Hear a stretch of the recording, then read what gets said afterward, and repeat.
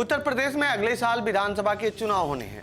इससे पहले राज्य में जातीय समीकरण बदलाव के संकेत मिल रहे हैं, जिसकी वजह से बीजेपी में बेचैनी देखी जा रही है। इस दौरान पार्टी को कई चुनौतियों का सामना करना पड़ रहा है। इसमें बीजेपी का कथित कोर वोट बैंक माने जाने वाला सामान्य वर्ग दूर जाता हुआ दिख रहा है, तो वहीं अखिलेश यादव का पीडीए समीकरण बीजेपी की ओबीसी वोटरों में सेंध लगाते हुए दिख रहा है। इसके अलावा बीजेपी में आंतरिक गुटबाजी और हालिया यूजीसी नियमों को लेकर विवाद पार्टी को और मुश्किल में डाल दिया है।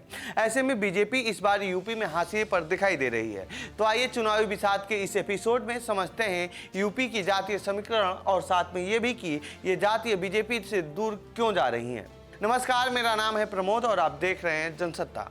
दरअसल देश के उच्च शिक्षण संस्थानों में जाति आधारित भेदभाव को रोकने के उद्देश्य से लाए गए यूजीसी के इक्विटी नियमों के सामान्य वर्ग के लोगों ने तीखी आलोचना की है। बीजेपी के कुछ राज्य स्तरीय नेताओं ने भी सार्वजनिक रूप से इसका विरोध किया।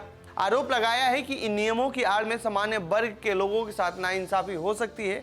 यूजीसी के ये नियम वर्तमान में सुप्रीम कोर्ट के हस्तक्षेप के बाद रोक दिए गए हैं। इसीलिए पार्टी के भीतर बीजेपी के ओबीसी कार्ड को लेकर ब्राह्मणों की बेचैनी को बढ़ा दिया है।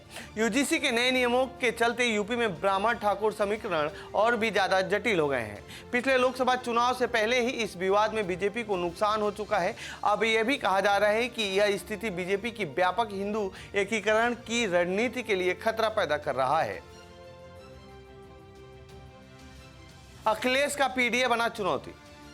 बीजेपी के लिए स्थिति की गंभीरता तब और बढ़ गई जब विपक्षी नेता अखिलेश यादव और समाजवादी पार्टी ने अपने यादव आधार से आगे बढ़कर ओबीसी समुदायों के बीच पकड़ बनाने और मुस्लिम यादव पार्टी की छवि से हटकर पीडीए यानी पिछड़ा, दलित और अल्पसंख्यक का गठबंधन बनाया।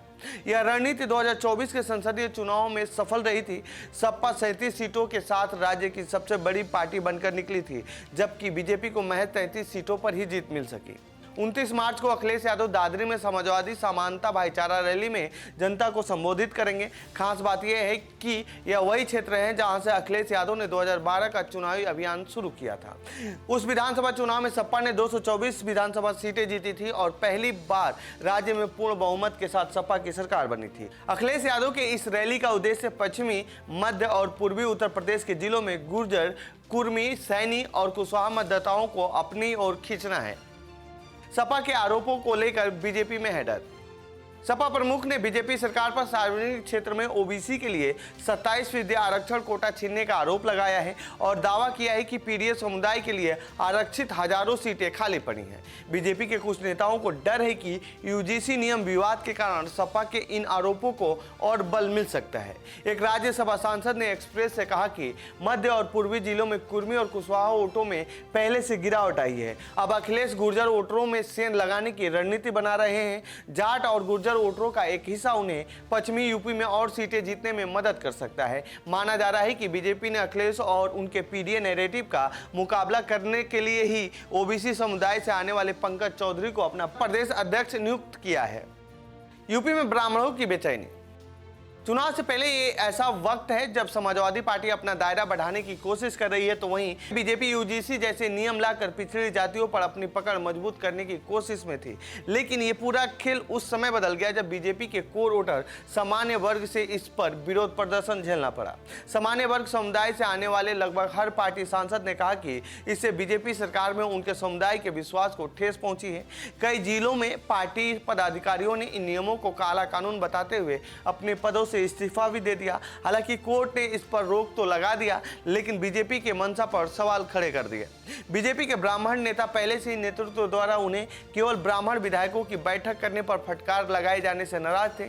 इन नेताओं का कहना था कि ठाकुर और ओबीसी विधायकों की भी ऐसी कई बैठकें हुई हैं, लेकिन उन्हें कभी नहीं टोका गया। यूजीसी नियमों को लेकर नाराजगी इतनी गहरी थी कि एक ब्राह्मण बीजेपी नेता ने इसकी तुलना कांग्रेस के शाहबानो मूवमेंट से कर दी।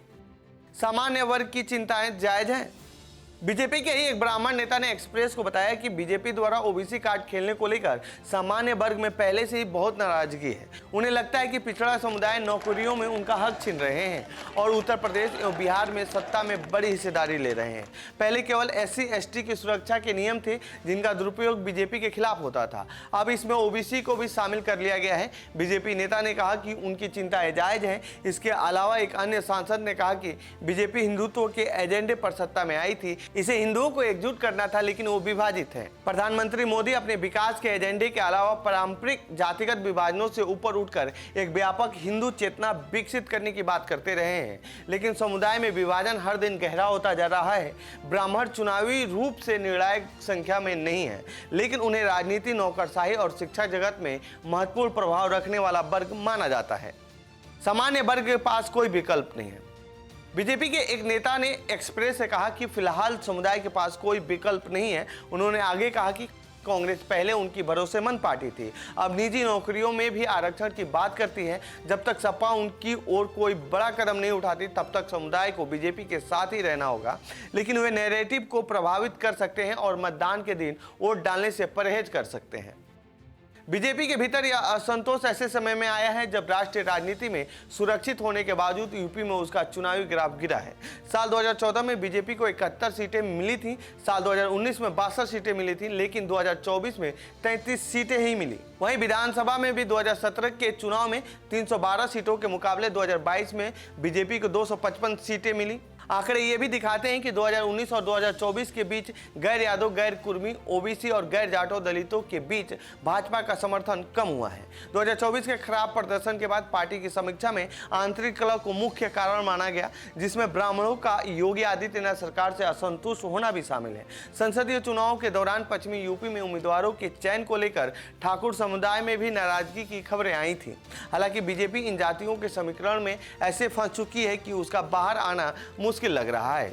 अखिलेश यादव का पीडीए समीकरण विधानसभा में भी चला तो बीजेपी के लिए मुश्किल हो सकती है। फिलहाल इस रिपोर्ट में इतना ही। आपको कैसी लगी ये रिपोर्ट कमेंट बॉक्स में बताएं। साथ ही इस पूरे मामले पर आप क्या कहना चाहते हैं कमेंट बॉक्स में लिखें। बाकी देश दुनिया की खबरों के लिए बने रहिए जनसत्ता के साथ। धन्यवाद।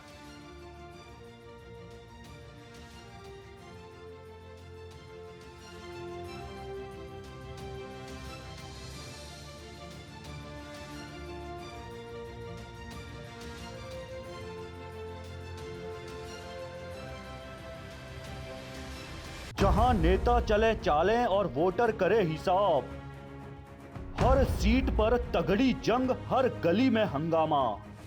कुर्सी के खेल में छुपा है बड़ा ड्रामा। कौन जीता कौन हारा, संपूर्ण विश्लेषण। सत्ता का हर तड़का सिर्फ जनसत्ता पर। चुनावी बिसात सोमवार से शुक्रवार शाम 7 बजे।